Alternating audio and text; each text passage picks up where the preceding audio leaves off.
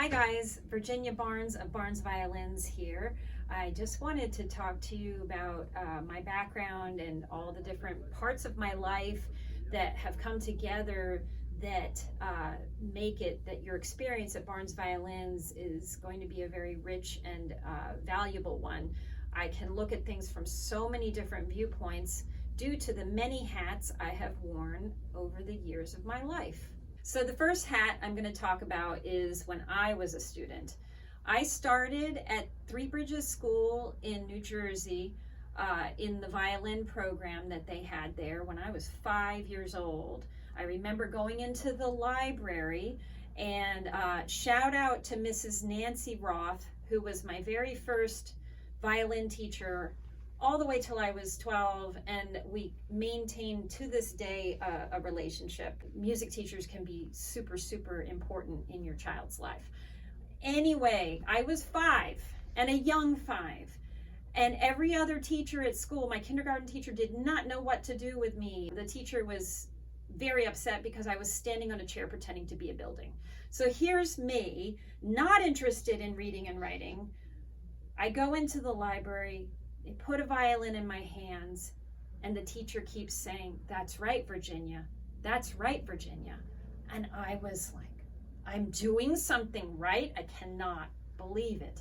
And so that was very encouraging. And you can imagine that my mom latched right onto that and wanted to just do everything to encourage and to support this, because it was giving me confidence, and they felt like it was my thing. As we went along, it was the Suzuki method. So Dr. Shinichi Suzuki was who we were influenced by as a kid. This is my mom's original book that she picked up when I was 5. And we went to the Suzuki Institute in Ithaca, New York, many summers. There seems to be a pattern here in South Florida where people turn in their rental instruments every summer when they're done at school. And it's so perplexing to me, because that was when I felt like I grew the most as a musician, every summer.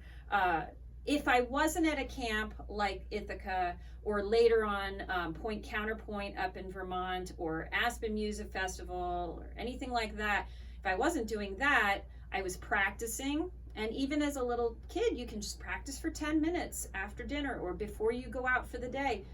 I mean, we don't give up reading during the summer. In fact, we're encouraged to make sure the children are reading during the summer, because you don't want to lose the progress that you made during the year. But in fact, on the music, you can make more progress in the summer, especially if you go to a summer camp. And South Florida has many, many summer camps for violin. I mean, for all stringed instruments. So all these things. And then, you could say, well, but we're going on a vacation. Well, my mom, every time we went on vacation, she would just plan little concerts that we would play, at family events. Oh, we're going to go see grandpa and grandma. Okay, we're going to bring our violins, and after dinner, we're going to play for everybody. So these are all ideas. This came from my life. Sometimes we didn't like having to play for family. Sometimes we just wanted to just have a good time. But it was little ways to keep us playing, even in the summer. So it's not natural to practice. They need somebody to say, let's sit down and practice now. Or how about while I'm washing the dishes, you practice in front of me, or whatever. Finding things to hook it to that you do every day, because, as Dr. Suzuki said, only practice on the days that you eat. So then my violin teacher said, why don't you go to a more advanced summer camp? So I went to Vermont, Point Counterpoint, and I met my next teacher, Kyung Yu, who is a professor at Yale at this point. But when she was my teacher, after camp, I just loved the connection with her. My mom started taking me into New York City for lessons with her. She, at the time, Kyung was a master's student at Juilliard. And so my mom, who had never driven into New York, white-knuckled it all the way from Flemington, New Jersey, at least a 90-minute trip in through the tunnel, Lincoln Tunnel, every other week for an hour and a half for a few years.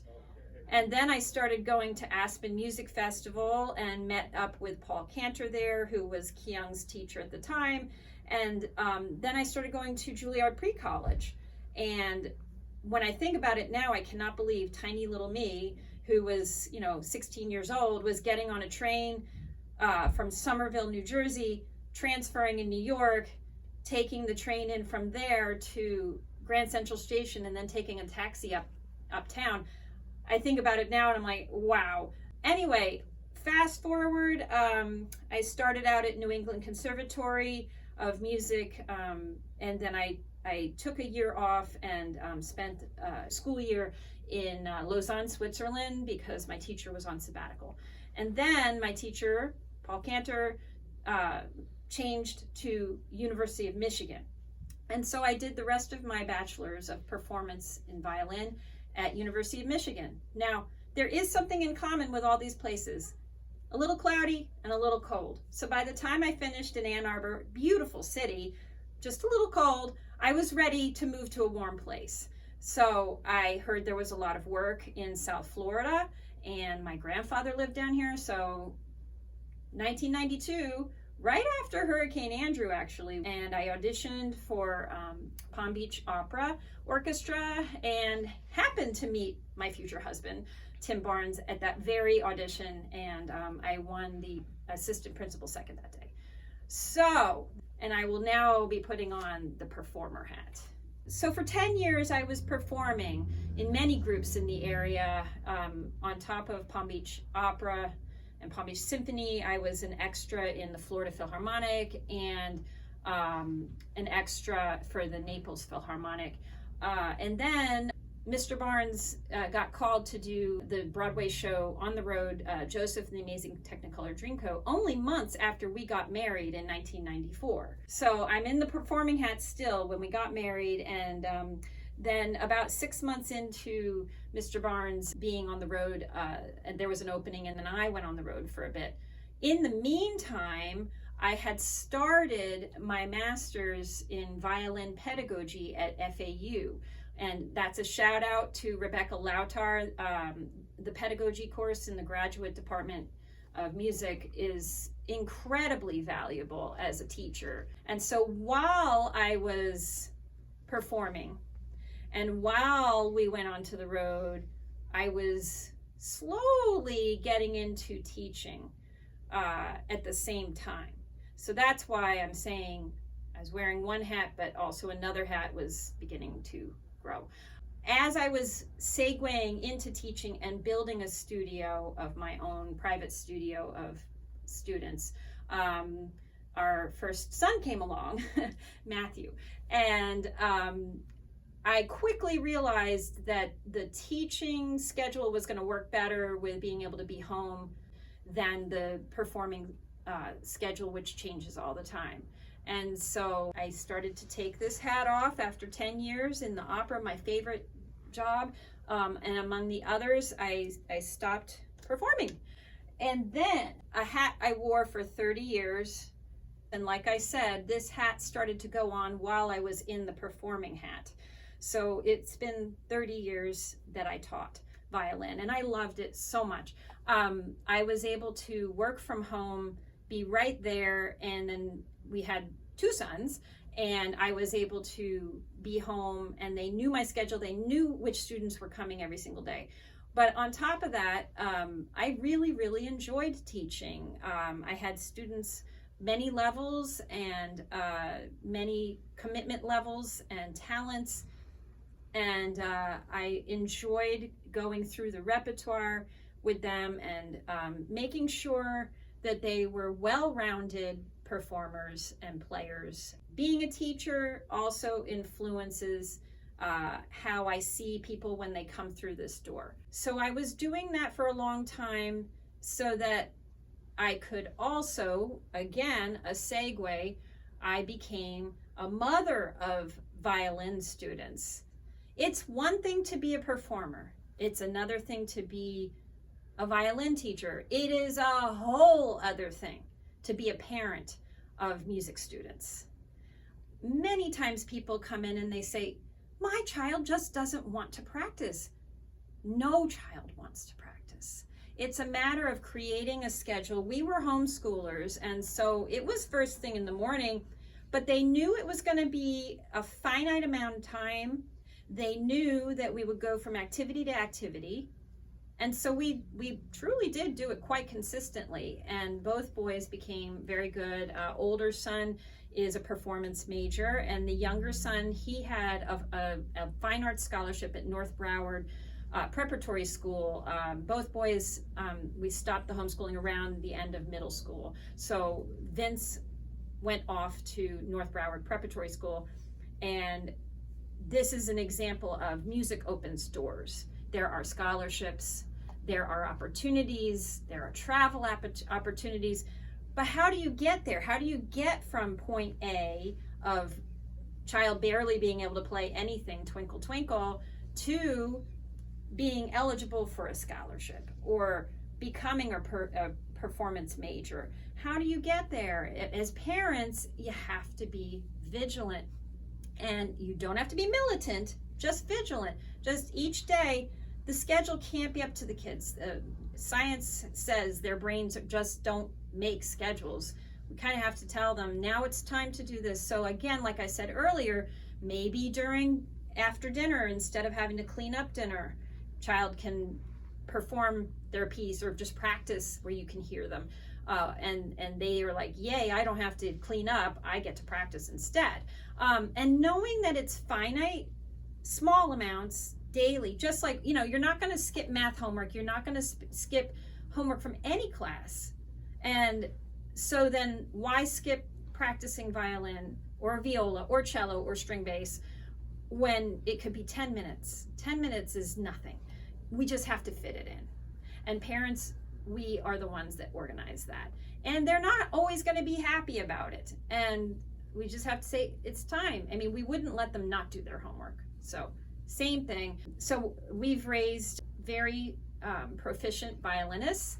And so sometimes I get calls from parents that are renting or they've bought a violin from us and they say, this is what's happening, what do I do? And sometimes I'll just talk them through it, and then they get inspired. And a lot of times I will forward them a TED Talk on marginal adjustments. We're going to put the link in the description for the TED Talk. So when you come to Barnes Violins, you are getting so many different perspectives from me as a student, as a performer, as a teacher, as a parent of violin students, that I think is really valuable, because when you're getting an instrument, whether you're renting or buying an instrument, it's not like buying papers and pencils where you want to get the cheapest thing.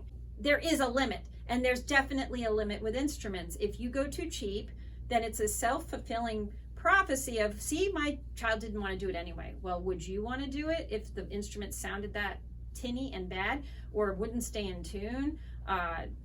The equipment is important, along with all the other aspects of getting the practicing to happen. So anyway, again, I say that the segue started happening of I started to take less and less students and in fact give them away to colleagues, because I got busier and busier with our violin shop. So now I'm wearing the hat of co-owner of Barnes Violins. We opened our shop in May of 2015, and when I think back across my whole life, starting when I was little, to going to college, to becoming a performer, and to becoming a violin teacher, I never in a million years imagined that in the end I would be co-owner of a violin shop. But somehow it is a perfect fit for me, and everything I did before it all makes sense with what I'm doing now. It's kind of cool when that kind of thing happens, and I love what I'm doing. And as I segued out of teaching because I became busy here, it's not fair for students to have to wait while I have to tend to somebody who walks through the door or a package gets delivered. So that's why I moved my students on to other teachers, or they just graduated or whatever happened. So now I don't have any students. And so now I'm at the point where I'm not teaching at all, and all my focus is on Barnesviolins. And the thing is about teaching is I loved helping and giving and watching the progress of students. And what fills that void now, I'm always so excited when somebody calls and says, I'd like to make an appointment to try out violins or cellos or violas or string basses. And it makes me so excited because I love helping them go through the process. I won't give all the details, but it is an experience. Shout out to the music director at Dillard School of the Arts. He says, Virginia, I'd like you to put my student through the treatment. It is a whole experience of research and comparing and then finding the right bow and then finding the right case. And I love helping young students find the words, find the topics, all the multiple things that we have to look for when we're buying an instrument. Again, it's not like buying papers and pencils. It's not like buying a pair of shoes where you could possibly go online and be like, I know I like this brand, I know I like these shoes, I'm just going to buy another pair. Every instrument is different, even if it is the same model. Every piece of wood is different, and so every violin, cello, bass, viola has a different voice. And that voice is waiting for the right player to come and put it in their hands. That voice may not work with every person that walks through the door, but it is waiting there for the right person. And I love that process. I love that it never turns out the same. I love that you just never know which is going to be the right instrument for that person. And I think my enthusiasm is catching. I think the parents are relieved because by the time we're done, they can tell that it's the right instrument, and they can tell based on the commitment level of the student that what it costs to get that level that they need is worthwhile for them, and it's really more of an investment than just buying something. So that's all the hats I have been wearing in my life. I chuckle every day at the idea that I never would have dreamed that I would be a co-owner of a violin shop at this point in my life, but also knowing that everything that came before made me ready for what I'm doing today and adds value to what I'm doing today. So please like and subscribe to our channel for more content. Please comment below if you have particular topics you would like us to delve into. Please go to our website. There's a wealth of resources there. Our phone number's there. Our email address is there. Our information about rentals is there.